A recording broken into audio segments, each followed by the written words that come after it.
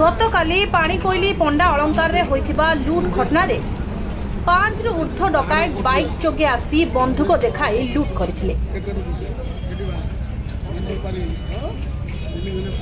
तेबे जबत होइथिबा लाल आपाची बरगढ़ जिलार बोली सूचना मिली।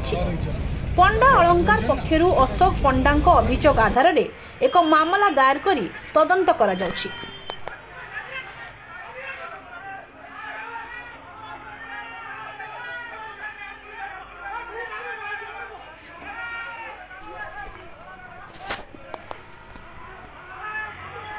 धरा पड़िथिबा अपराधी झारखंड और बिहार राज्य छापरा जिलार बोली सूचना मिली। घटनास्थल में साइंटिफिक टीम रो तदंत जारी रही।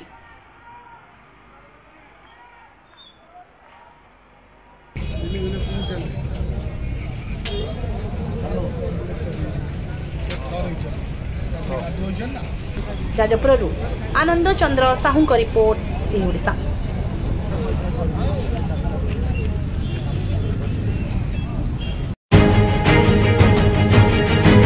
खबर आमे तैयारी करू किंबा एमिति किछि खबर देखाई सस्ता लोकप्रियता मध्ये हासिल करू।